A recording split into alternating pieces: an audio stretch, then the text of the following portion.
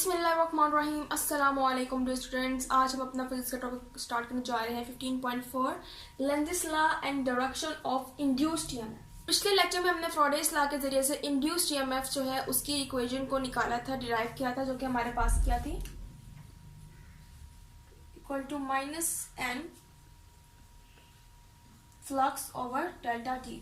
क्या था, change of flux. ठीक है, फ्लक्स जो था वो चेंज हो रहा था इन टाइम टी, और जो फ्लक्स है वो कितने लूप्स में से गुजर रहा था, n नंबर ऑफ लूप से गुजर रहा था। तो अब लेंजिस लॉ में हम इस माइनस साइन की बात करने जा रहे हैं कि हमने माइनस साइन जो है वो क्यों यूज किया था। हमने पिछले लेक्चर में पढ़ा था कि जो माइनस साइन है ये हमारे पास क्या है, ये बता रहा है हमें the direction of induced EMF. ठीक है, ये हमें ईएमएफ की डायरेक्शन बता रहा था, और ईएमएफ की डायरेक्शन क्या कर रही थी, अपोज कर रही थी। अब हमें कैसे पता चलेगा कि ईएमएफ की डायरेक्शन क्या है। अब ईएमएफ की जो डायरेक्शन होगी वो हमेशा क्या होगी, ऑपोजिट होगी, अपोज करेगी the change in flux. Change in flux, ठीक है, जो फ्लक्स में चेंज आ रहा है उसकी वजह से नया ईएमएफ इंड्यूस्ड हो रहा है, तो उसको वो क्या करेगी, ईएमएफ की डायरेक्शन क्या करेगी, अपोज करेगी। सो ईएमएफ की डायरेक्शन को मालूम करने के लिए, इसको कैलकुलेट करने के लिए 1834 में हेनरिच लेंस एक साइंटिस्ट था जिसने ईएमएफ की डायरेक्शन को मालूम करने के लिए एक्सपेरिमेंट्स किए थे, और उसके मुताबिक जो ईएमएफ की डायरेक्शन होगी वो हमेशा क्या करेगी, अपोज करेगी the change in flux, the change in the magnetic field. ठीक है, कि मैग्नेटिक फील्ड में चेंज आएगा तो फ्लक्स में चेंज आएगा, फ्लक्स में चेंज आएगा तो ईएमएफ इंड्यूस्ड होगा। लेकिन लेंजिस लॉ में हम हमेशा बात करते हैं इंड्यूस करंट की। ठीक है, इंड्यूस ईएमएफ जो है उस डायरेक्शन को मालूम करने के लिए अब यहाँ पर हम इंड्यूस करंट की बात करेंगे, क्योंकि हमें पता है कि ईएमएफ जो इंड्यूस्ड हो रहा है उसकी वजह से करंट भी इंड्यूस्ड हो रहा है। लेकिन हमें ईएमएफ की डायरेक्शन को पता लगाना है, उसको डिटरमाइन करना है, तो उसके लिए हम इंड्यूस्ड करंट की बात करेंगे। सो हेनरिच लेंस ने 1834 में कहा था कि जो इंड्यूस्ड करंट होगा, ठीक है, जो भी करंट इंड्यूस्ड हो रहा है मैग्नेटिक फील्ड के जरिए, चेंज इन मैग्नेटिक फील्ड के जरिए, वो हमेशा अपोज करेगा चेंज इन मैग्नेटिक फील्ड को। ठीक है, और ये हमारे पास लेंजिस लॉ की स्टेटमेंट है जो कहती है the direction of induced current is always so as to oppose the change. अब ये कौन सा चेंज है, ये मैग्नेटिक फील्ड का चेंज है, और मैग्नेटिक फील्ड की वजह से फ्लक्स का चेंज है, और फ्लक्स की वजह से प्रोड्यूस होने वाली ईएमएफ है। ठीक है, तो वो क्या कर रही है, उस चेंज को हमेशा अपोज करेगी विच कॉज द करंट। ठीक है, बेसिकली जो ये करंट इंड्यूस्ड हुआ था वो इसी चेंज की वजह से प्रोड्यूस हुआ था, लेकिन दोबारा से चेंज प्रोड्यूस होकर नया करंट जो प्रोड्यूस हो रहा है, ये इंड्यूस करंट जो पहले इंड्यूस हो चुका है, ये उस चेंज को क्या करेगी, अपोज करेगी जो नया करंट प्रोड्यूस करने वाला है। सो अब हम मजीद इसको एक्सपेरिमेंट के जरिए देख सकते हैं कि हमारे पास जो ईएमएफ की डायरेक्शन है वो क्या होगी, उसमें नेगेटिव साइन जो हम क्यों यूज करते हैं। अब हमें पता है जो लेंजिस लॉ है उसके अंदर हम ईएमएफ की डायरेक्शन को पता लगाने जा रहे हैं, और जो लेंजिस लॉ है उसके अंदर हम हमेशा इंड्यूस करंट की बात करते हैं, जिससे हमें ईएमएफ की डायरेक्शन जो है वो पता चलेगी। ठीक है, तो बेसिकली हम लेंजिस लॉ में इंड्यूस करंट की बात करते हैं, तो हम इंड्यूस ईएमएफ की बात नहीं कर रहे हैं, तो हम डायरेक्टली एक क्लोज सर्किट जो है कंसीडर कर लेते हैं। तो मैं कंसीडर करती हूँ कि फॉर एग्जांपल मेरे पास एक कंडक्टिंग लूप वायर है। ठीक है, एज अ कंडक्टर एक्ट करेगी। ठीक है, और ये क्या हुई, वो कनेक्ट हुई विद द गैल्वेनोमीटर करंट को डिटेक्ट करने के लिए। First of all current induce नहीं होगा क्योंकि दोनों क्या स्टेशनरी फॉर्म में, ना उसमें से कोई फ्लक्स गुजर रहा है, मैग्नेटिक फील्ड गुजर रही है, इसके अंदर कोई चेंजिंग्स आ रही है। ठीक है, ये भी अपनी असल हालत में, ये भी अपनी असल हालत में मौजूद है। लेकिन जब इसके अंदर चेंजिंग करते हैं, फॉर एग्जाम्पल हम इस बार मैग्नेट को क्या करते हैं, इस तरफ मूव करते हैं, राइट की तरफ, यानी कि इस कंडक्टिंग वायर के करीब लेके जाते हैं, तो एज ए रिजल्ट क्या होगा, फॉर एग्जाम्पल ये यहाँ से मूव करके मेरे पास आ जाती है यहाँ पर, पहले यहाँ पर थी, पोजीशन 1 इसकी यहाँ थी, फिर मैं इसको ये करीब ले आई, यहाँ पर ले आई। ठीक है, ये इसका नॉर्थ है, ये इसका साउथ है। अब जैसे ही मैं इस वायर के इसको करीब लेके आऊंगी बार मैग्नेट को, तो इसको पता चल जाएगा। ठीक है, क्या करेगा, अब वो कोशिश करेगा कि मेरे पास से दूर हो जाए। सो जब मैं इस बार मैग्नेट को इस कंडक्टिंग वायर के करीब लेकर आऊंगी, तो मैं कहती हूँ कि बार मैग्नेट की अपनी एक मैग्नेटिक फील्ड है, इसके अलावा इस कंडक्टिंग लूप की भी अपनी मैग्नेटिक फील्ड है जिसके से करंट जो वो पास हो रहा है। तो जब मैं इसको करीब लेके आऊंगी, ये क्या करेगा, इसको डिटेक्ट करेगा कि फील्ड जो है इसकी क्या होगी, इससे करीब आने लग जाएगी। तो अब क्या करेगा, इसको रिपेल करने की कोशिश करेगा, क्योंकि इसको पता चल रहा है कि एक चीज जो है वो मेरे करीब आ रही है। ठीक है, और वो क्या करेगा, अब उसको रिपेल करने की कोशिश करेगा। तो एज अ रिजल्ट यहाँ जो इसका कंडक्टिंग लूप का फेस है, ये कौन सी फील्ड डेवलप कर लेगा, नॉर्थ पोल वाली फील्ड जो वो डेवलप कर लेगा, जिसकी वजह से क्या होगा हमें पता है, नॉर्थ नॉर्थ रिपल्शन होती है, ये दोनों क्या करेंगे, एक दूसरे को रिपेल करना शुरू कर देंगे, ठीक है, रिपल्शन स्टार्ट हो जाएगी। तो कंडक्टिंग लूप जो है वो नहीं चाहती कि मेरे पास कोई भी मैग्नेट आए या फिर कोई मैग्नेटिक फील्ड जो मेरे अंदर एंटर हो। तो एज अ रिजल्ट उसके अंदर भी करंट प्रोड्यूस्ड हुआ है, इसके अलावा इसकी भी अपनी मैग्नेटिक फील्ड है, इसकी भी अपनी मैग्नेटिक फील्ड है। एज अ रिजल्ट या इसको रिपेल करने के लिए नॉर्थ पोल जो है उसको क्या कर लेगा, डेवलप कर लेगा, जिसकी वजह से ये दोनों रिपेल कर जाएंगे। और इसके अलावा हम कहते हैं जो करंट की डायरेक्शन है it must be anti clockwise, यानी जो गैल्वेनोमीटर में से करंट जो इंड्यूस्ड हो रहा है वो यहाँ से हमारे पास क्या होना चाहिए, एंटी क्लॉकवाइज, यानी क्लॉक की डायरेक्शन में नहीं होना चाहिए, ठीक है। अब क्यों नहीं होना चाहिए उसके बारे में हम मजीद जो आगे बात करेंगे कि एंटी क्लॉकवाइज क्यों होना चाहिए।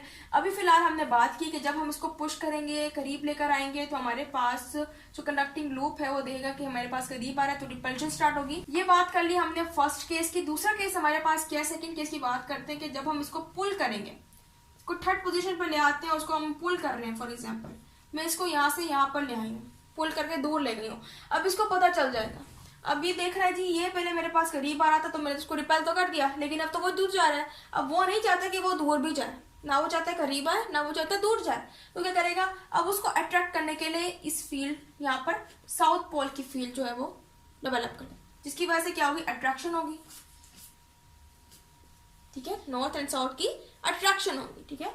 तो ये सिलसिला जो है ये चलता रहेगा। जब वो दूर था तो वो साउथ पोल जो है वो डेवलप कर लेगा, इसी वजह से वो दोनों क्या हो जाएंगे, अट्रैक्ट हो जाएंगे। लेकिन जब उसको पुश करीब लेके आएंगे, वो कहेगा मेरे करीब भी नहीं आना चाहिए इतना, तो क्या करेगा, नॉर्थ पोल डेवलप कर लेगा और उसको रिपेल कर देगा। ये क्या होगा, ये सिलसिला चलता रहेगा, करंट जो है वो इंड्यूस्ड होता रहेगा। लेकिन जो करंट की डायरेक्शन होगी वो क्या होगी, it must be anti clockwise,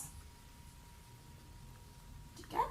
ये तो हमने बात कर ली थी एक केस की कि जब पुश कर रहे हैं तब क्या हो रहा है, जब पुल कर रहे हैं तब क्या हो रहा है, जो कंडक्टिंग कॉइल है वो किस तरह का बिहेवियर कर रही है। क्योंकि हम ईएमएफ इंड्यूस्ड ईएमएफ की डायरेक्शन को मालूम कर रहे हैं, और इंड्यूस्ड ईएमएफ की डायरेक्शन क्या है, वही है जो कि इंड्यूस्ड करंट की डायरेक्शन है। सो हम कह सकते हैं कि जिस बार मैग्नेट की वजह से इसके अंदर करंट इंड्यूस्ड हुआ था, जब हम इसको करीब लेकर आए थे, तो जब करंट जैसे इंड्यूस्ड होगा, करंट जो है वो एंटी क्लॉकवाइज डायरेक्शन में मूव करने लग जाएगा, और ये क्या करेगा, उसको रिपेल करने की कोशिश करेगा, और नॉर्थ पोल जो है वो डेवलप कर लेगा, और ये क्या हो जाएंगे, रिपेल हो जाएंगे। बेसिकली क्या हुआ है कि जिस बार मैग्नेट की वजह से, जिस बार मैग्नेटिक फील्ड की वजह से इसको करंट मिला, वो उसी को क्या कर रहा है, अपोज कर रहा है। और ये हमारे पास क्या है, ईएमएफ की डायरेक्शन, इंड्यूस करंट की डायरेक्शन है कि जिसने करंट प्रोड्यूस किया, जिसने ईएमएफ को इंड्यूस्ड किया, अब वही जो उसके करीब आ रहा है तो वो उसी को रिपेल कर रहा है, अपोज कर रहा है, अपोजिशन स्टार्ट हो जाएगी, ठीक है। सो ये फर्स्ट केस था जिसके अंदर हमने बात की किस तरह से ये क्या कर रहा है, अपोजिशन कर रहा है दूसरे के साथ। दूसरी बात हम करते हैं कि लेंजिस लॉ जो है is also the statement of law of conservation of energy. इसके अलावा हम कहते हैं जो लेंजिस लॉ है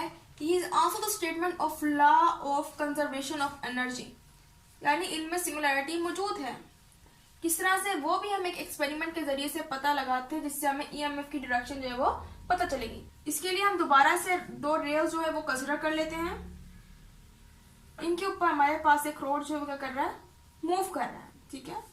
यहाँ पर हमारे पास एक रोड जो है वो मूव कर रहा है, यहाँ पर गैल्वेनोमीटर के जरिए हमारे पास जो सर्किट है वो क्या हुआ है, क्लोज हुआ है। तो हमारे पास एक क्लोज लूप बन गई जिसमें से करंट जो है वो इजिली पास आउट हो सकता है। अब क्या होता है जी, फॉर एग्जाम्पल मैग्नेटिक फील्ड अंदर मौजूद है इनटू द पेज, अभी सब कुछ स्टेशनरी है, ना ये मूव कर रहे हैं, ना फ्लक्स में चेंज आ रहा है, जिसकी वजह से गैल्वेनोमीटर भी करंट को शो नहीं कर रहा है। लेकिन जैसे हम क्या करते थे, फॉर एग्जांपल को जरा सा मैं पुश करती हूँ यहाँ से, और ये यहाँ से क्या होता है, यहाँ पर मूव कर जाता है, वेलोसिटी v के साथ थोड़ा सा आगे मूव कर जाता है, ठीक है।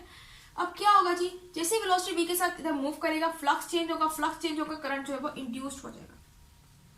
इधर से यू करंट क्या हो रहा है, इसकी डायरेक्शन यहाँ से आएगी एंटी क्लॉकवाइज डायरेक्शन में, और ये यहाँ से हमारे पास करंट जो है ये क्लोज लूप में फ्लो करने लग जाएगा। अब क्या होगा जी, जैसे वेलोसिटी v के साथ ये मूव करता है, हम कहते हैं कि इसके ऊपर एक फोर्स लग रही है, जिसको हम कहते हैं ILV साइन 90 डिग्री, ठीक है। मैग्नीट्यूड ऑफ फोर्स इधर है ILV साइन 90 डिग्री, जिसके अंदर हमारे पास करंट भी है, लेंथ भी है और मैग्नेटिक फील्ड भी है। इसकी वजह से ये फोर्स है वो प्रोड्यूस होगी इस रॉड के ऊपर। साइन 90 डिग्री क्यों है, क्योंकि मैग्नेटिक फील्ड जो है वो हमारे पास क्या परपेंडिकुलर है, क्योंकि मैग्नेटिक फील्ड क्या है, वो क्या है इनटू द पेज, इसकी वजह से क्या होगा परपेंडिकुलर। परपेंडिकुलर जो हमारे पास क्या होता है एंगल होता है वो होता है 90 डिग्री का। अब फोर्स लग रही है, हम कहते हैं फोर्स जो है वो हमेशा करंट की डायरेक्शन में लगती है, जहां पर करंट मूव कर रहा है वहीं पर फोर्स भी होगी।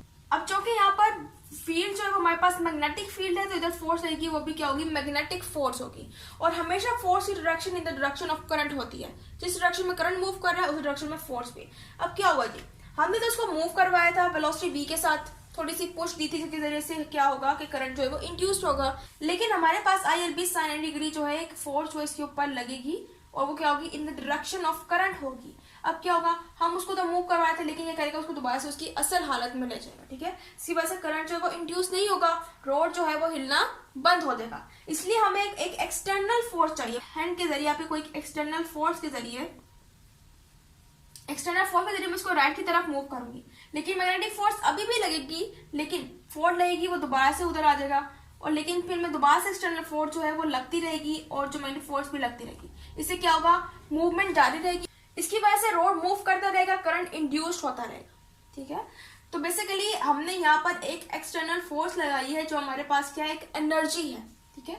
एक्सटर्नल फोर्स हमारे पास क्या है, एनर्जी है, और यही एनर्जी हमारे पास क्या है, सोर्स है ऑफ EMF मीन्स करंट, ठीक है। अगर ये एनर्जी हम ना लगाएं, एक्सटर्नल फोर्स के जरिए से एनर्जी नहीं लगाएंगे, तो ये रोड मूव नहीं करेगा, करंट इंड्यूस नहीं होगा, ठीक है। सिर्फ मैग्नेटिक फोर्स लगेगी और वो अपनी असल पोजीशन में रहेगा, उसको मूव नहीं करने देगा। लेकिन जब एक्सटर्नल फोर्स लगती रहेगी, कंटिन्यूसली लगती रहेगी, एनर्जी मिलती रहेगी, EMF इंड्यूस्ड होगा, which is also a current, ठीक है। तो इस केस में हमारे पास एनर्जी लग रही है, और हमने कहा था कि लेंज़ेस लॉ क्या है, स्टेटमेंट है law of conservation of energy की। और हमें पता है energy can neither be created nor be destroyed, यानी कि हम एनर्जी को पैदा भी नहीं कर सकते हैं, डिस्ट्रॉय भी नहीं कर सकते हैं, but it can be change from one form to another. तो यहाँ पर क्या हो रही है, एनर्जी जो है वो एक फॉर्म से दूसरी फॉर्म में चेंज हो रही है, और इसके जरिए से हमारे पास क्या है, करंट भी इंड्यूस्ड हो रहा है। तो इससे साबित होता है कि हमारे पास जो लेंज़ेस लॉ है वो क्या है, law of conservation of energy से सिमिलरिटी शो करता है। हमने करंट की डायरेक्शन की बात की थी, हमने कहा था it must be anti clockwise not clockwise, ठीक है। अभी तक भी हमारे पास जो करंट की डायरेक्शन वो क्या है, एंटी क्लॉकवाइज है, जिसकी वजह से हमारे पास ये सारा वर्क हो रहा है और करंट इंड्यूस्ड हो रहा है। फॉर एग्जांपल हमारे पास करंट जो है वो क्या हो रहा है जी, क्लॉकवाइज डायरेक्शन में इंड्यूस्ड हो रहा है। पहले इसकी डायरेक्शन एंटी क्लॉकवाइज थी, फॉर एग्जांपल मैं कहती हूँ कि क्लॉकवाइज डायरेक्शन में क्या होगा, मूव होगा, ठीक है, यहां मूव होगा यू करके। पहले क्या होता, अपवर्ड मूव कर रहा था, अब डाउनवर्ड मूव करेगा रोड में से, ये मेरे पास क्या गई, क्लॉकवाइज डायरेक्शन आ गई। जब ये क्लॉकवाइज डायरेक्शन में मूव करेगा, हमने कहा था the direction of force the direction of current, current की डायरेक्शन क्या होगी, चेंज हो गई है, तो इसकी डायरेक्शन में क्या हो जाएगी, अब हमारे पास जो करंट है वो क्या हो रहा है, इस तरफ लग रहा है, इसकी वजह से हमारे पास जो फोर्स है वो भी क्या होगी, in the direction of velocity. जहां पर वेलोसिटी मूव कर रही है वहीं पर फोर्स भी मूव लगेगी। अब क्या हुआ जी, ये तो मूव ही करता रहेगा, फोर्स भी वही लग रही है, वेलोसिटी भी वही होगी, और ये रोड जो है कंटिन्यूसली मूव करते रहेगा। इसके अंदर हमें कोई भी एक्सटर्नल फोर्स लगाने की जरूरत पड़ेगी नहीं, क्योंकि डायरेक्शन ऑफ करंट क्या है, एंटी क्लॉकवाइज है, और हमें पता है कि direction of current is the direction of force, तो फोर्स की डायरेक्शन भी चेंज हो जाएगी। और जब हम इसको फॉर एग्जांपल जरा सा पुश करते हैं रोड को, वेलोसिटी v के साथ मूव करना शुरू कर देगी, और फोर्स जो है मैग्नेटिक फोर्स जो है वो भी उसी डायरेक्शन में डेवलप हो जाएगी, और फोर्स जो है वो उसको क्या करती रहेगी, उसको मूव करवाती रहेगी, और रोड से कंटिन्यूसली मूव होता रहेगा। जब रोड मूव होगा तो आहिस्ता आहिस्ता इसकी स्पीड भी तेज हो जाएगी, मैग्नेटिक फोर्स जो है वो भी ज्यादा हो जाएगी, मैग्नेटिक फील्ड भी स्ट्रॉन्गर हो जाएगी, वेलोसिटी भी ज्यादा हो जाएगी, जिसकी वजह से हमारे पास जो करंट आखिर में इंड्यूस्ड होता रहेगा, इस केस में वो बहुत ज्यादा स्ट्रॉन्गर करंट होगा। तो हम कहते हैं ये जो स्टेटमेंट है law of conservation of energy के फॉरबिड है, क्योंकि इधर हमें कोई एनर्जी का सोर्स लगाना ही नहीं पड़ रहा है, उधर हमने एक एक्सटर्नल फोर्स लगाई थी जो कि कंटिन्यूसली उसको मूव कर रही थी, इसकी वजह से करंट भी इंड्यूस हो रहा था, और वेलोसिटी की डायरेक्शन और फोर्स जो है मैग्नेटिक फोर्स है उसकी डायरेक्शन ऑपोजिट थी। लेकिन यहाँ पर फोर्स की डायरेक्शन वेलोसिटी की डायरेक्शन सेम हो गई है, और हमें पता है क्यों हुई है, क्योंकि डायरेक्शन है करंट की वो हमने क्लॉकवाइज कर दी है, ठीक है। इसलिए एनर्जी का कोई भी सोर्स हमें लगाना नहीं पड़ेगा। तो हमने कहा था law of conservation of energy ही लेंज़ेस लॉ है। So law of conservation of energy इस एक्सपेरिमेंट को फॉरबिड करते हैं, मींस के लेंज़ेस लॉ भी इस एक्सपेरिमेंट को फॉरबिड करता है। इसलिए हमने कहा कि लेंज़ेस लॉ में हमेशा करंट की direction it must be anti clockwise, ठीक है। इसलिए लेंज़ेस लॉ जो है उसके अंदर हमारे पास जो डायरेक्शन होगी वो क्या होगी, एंटी क्लॉकवाइज होगी डायरेक्शन करंट की। इससे पता चलिए जो इंड्यूस्ड ईएमएफ है इसकी डायरेक्शन हमेशा एंटी क्लॉकवाइज होगी, और ये हमेशा अपोज करेगी उस चेंज को, उस मैग्नेटिक फील्ड के चेंज को, उस मैग्नेटिक फ्लक्स के चेंज को, जिसकी वजह से वो खुद ही प्रोड्यूस हुआ है, ठीक है। सो ये था आज का हमारा लेक्चर। उम्मीद है आपको लेक्चर समझ आएगा। इंशाल्लाह अगले लेक्चर में मजीद जो हमारे पास टॉपिक्स हैं चैप्टर नंबर 15 के उनको हम स्टडी करेंगे। सो तब तक के लिए अल्लाह हाफ़िज़।